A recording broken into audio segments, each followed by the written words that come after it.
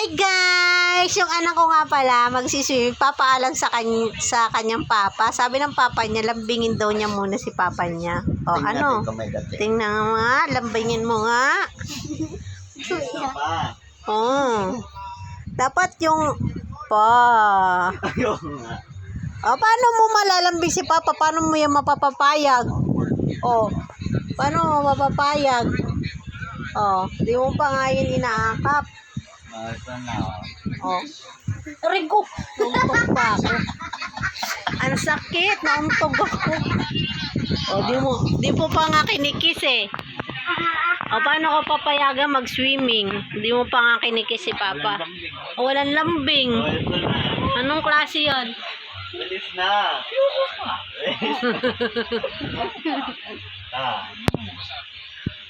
Tama na ako. Swimming nga. Pag-isipan ko pa. Pag-isipan ko. Bukas na yun. Bukas na yun. I-decide ka agad, hindi ka nagpapaalam. Nagpapaalam ako sa'yo, hindi mo lang ako inaano. Pagbingin mo muna. Ano nga eh. Dali pa maglalambing. Hello. Kiss mo daw sa puwet niya. Kiss mo ka. Kiss mo daw si Papa, syempre. Salim sa'yo nga. Dati kinikis mo ako Sa piece niya na lang. May ngipin naman si Papa. Kiss na pa. Ano? Tama na nga ako. Pag-iisipan. Pag-iisipan.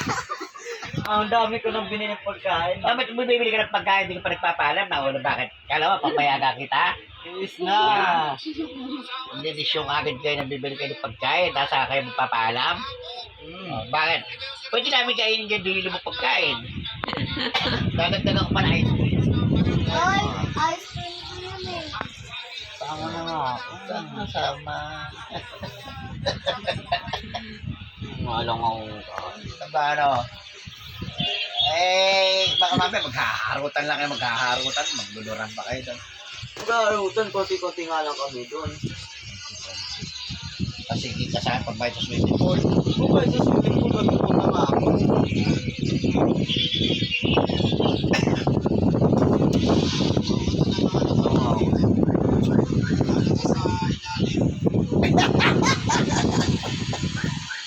Isip na ka muna.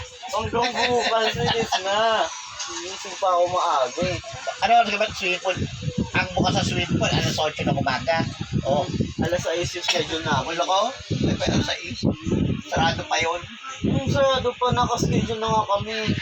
Loko. Pag-isipan ko. Sa tingin mo,